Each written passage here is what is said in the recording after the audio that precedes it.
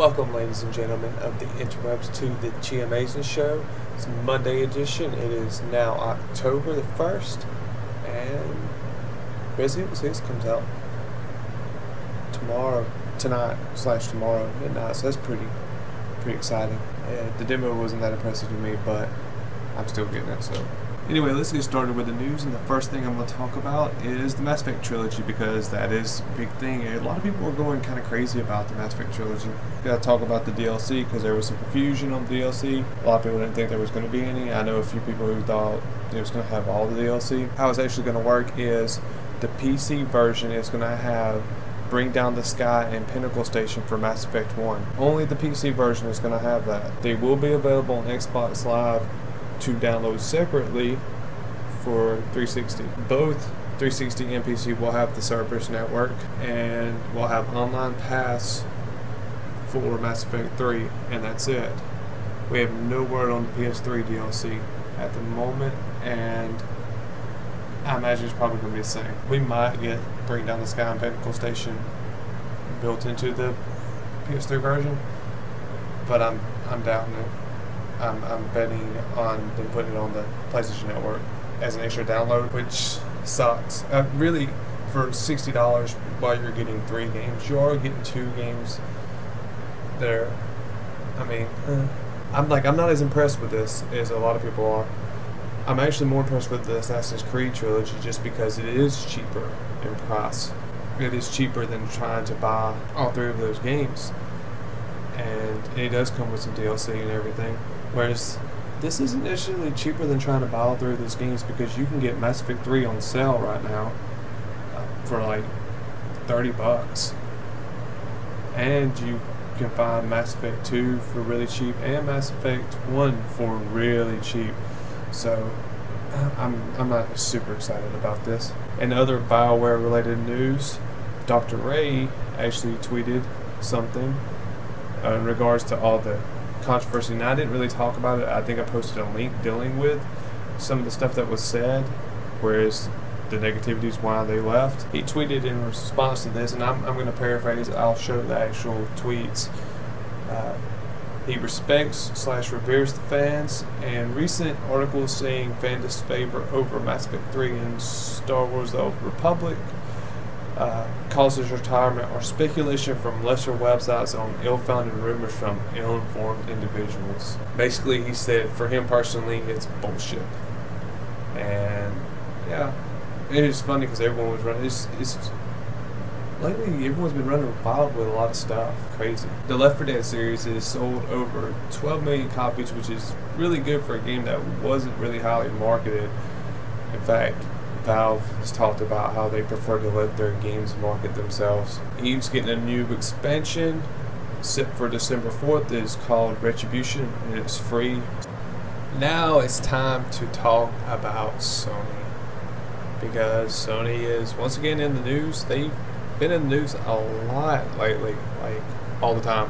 What we're going to talk about with Sony is, first, the PlayStation All-Stars lineup has been finalized with 20 characters, and that's not really as impressive as I would like. I think Smash Brothers released with like 26.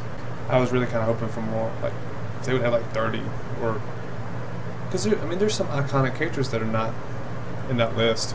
Best Buy is selling PlayStation 3D TV bundles for $159.99.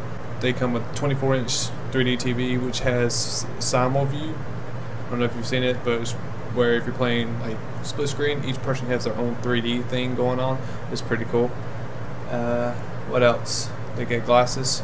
Motorstorm Apocalypse. It's not something I would buy as a main TV. I'm not a big 3D person, and as a main TV, it's like because it's a 24-inch TV. But if you want an extra TV, or you live in a very small dorm-like space, it might be actually good for you to go check it out, because it is a nice TV and it is cheap. We got new Ultimate bundles hitting October 9th, and in case you don't know what an Ultimate bundle is, it is a controller and a game. We got God of War Collection with a deep red controller. We got Infamous Collection with a metallic blue controller, and we got Ratchet & Clank Collection with a charcoal black controller. which really means we got those games with a blue, red, and black controller. But it's actually pretty cool. There will be $59.99, which is maybe a little bit steep for those games, but you got to remember it's only $5 more than a controller costs by itself. So if you need another controller, definitely you might want to check into shelling out the $5 extra for these collections if you don't have those games already. There's been a lot of stats thrown around about Sony finances and sales and all that good stuff, but really interesting stat to me is that 97% of PlayStation Plus subscribers are reporting that they are satisfied with the service, which is really awesome considering early on it definitely was not that high. I feel like they've actually come pretty far along. They've gotten to where they are offering pretty good content for having Plus. Like if you don't have it, it's definitely kind of worth checking into now. A lot of games, free games that you get through there are pretty good. In fact, before Borderlands 2 launched, and even now I haven't checked, but they might still have it up there. But they had Borderlands 1 as a PlayStation Plus free game, and also you get discounts on a lot of stuff. So PlayStation Plus actually seems pretty good now, and also with it being on Vita too. Speaking of Vita, we might be getting a Vita PS3 bundle this holiday, Christmas time area, Hanukkah, whichever, Kwanzaa, maybe. Anyway, it's not set in stone. It was just something that one of the people at Sony said that they might consider doing. And I actually think that they really should, especially because they've been trying to push that the Vita plus PS3 can do what the Wii U can do or whatever. They need to try to, if you're going to say it, back it up a little bit. Put it out there. Put it out there as a bundle together. Not only would that increase, but possibly increase PlayStation 3 sales during the holidays, it will increase Vita sales too. Because most people who have a Vita, and I think they've even said this, pretty much everyone who has a Vita has a PlayStation 3. Most people who are buying a Vita are going to be kind of Sony loyalists anyway. So putting it in one convenient package, maybe throw a couple games in there, especially because of the cross-play stuff. You can throw PlayStation All-Stars in there for both of them. That'd be good stuff. Or an even better thing to me personally would be bundle the two of them together, put Assassin's Creed 3 in there, and put Assassin's Creed 3 Liberations in there. That would be an amazing idea right there. I mean, because then you're getting unique experiences on both that are still kind of tied together, and you get both consoles. And I don't know, that's something I think they really should consider doing, especially because all the naysayers for the Vita, and I actually personally think the Vita is a really good platform.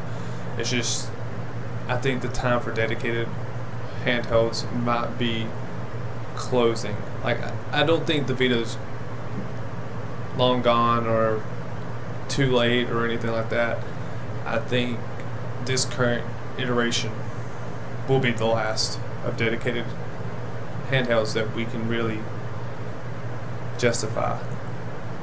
Because, I mean, this bad boy here has pretty much fucked the dedicated handheld market. In fact, not only that, it's actually kind of twisted the gaming market in general. That's pretty much all I have for today. It wasn't a whole lot. There's talk about Sony. That's all I have news-wise. Real quick, I want to throw some opinion out there about Sony in particular. I'm by no means really a Sony fanboy, but I do like the company.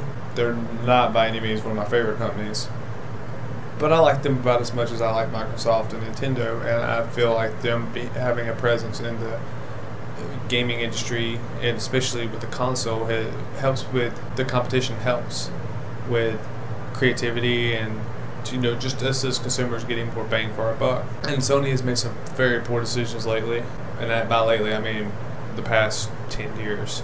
But you'll see a lot of stuff about them, and that part of the reason they've been in the news so much is because the company as a whole has financial issues, which they do, and there's a lot of doom and gloom. Well, I will say that if Sony doesn't try to straighten the ship, that they could go under within the next 5 years or so. I don't think it's as bad as some people are trying to make it out to be. That's just my opinion. Like, I know there's even people who are saying that we're not getting a PlayStation 4 for like 5 more years, and I find that to be a little bit ludicrous. I actually am one of the people that believes we will be getting a PlayStation 4 next year, around the same time we get this next Xbox. We might even get it before, because Sony might try to launch before Microsoft, just because of the stuff dealing with last year, and they're what hurt them so bad, high price way afterwards. They might actually launch earlier than Microsoft. I wouldn't be too surprised. They probably won't, but I wouldn't be surprised if they do. When they put out this new console, I feel people should buy it. I feel you shouldn't buy into this doom and gloom. Go buy a Vita. If you want a Vita, go buy one, because the Vita is going to have support. It may not be the support some people look for, but it will have some support. They're getting some pretty good games on the Vita, and the PlayStation 3 will continue to get support, and the PlayStation 4 will have support when it comes out. It's not, Sony's not going to put it out and then go under immediately. So I think a lot of the problems Sony has have been blown out of proportion at the moment. I do think they need to buckle down and pay more attention to consumers and what they're wanting, while also still trying to push the tech. I mean, there are other companies that do this quite well. Example, Intel does this quite well. They do have high end, but they also have budget, and they do constantly push some tech. So Sony should try to maybe get some of that from them. And I've heard they're doing a lot better with the cameras. So I've actually been fairly impressed with their cameras and the whole stuff in Giant.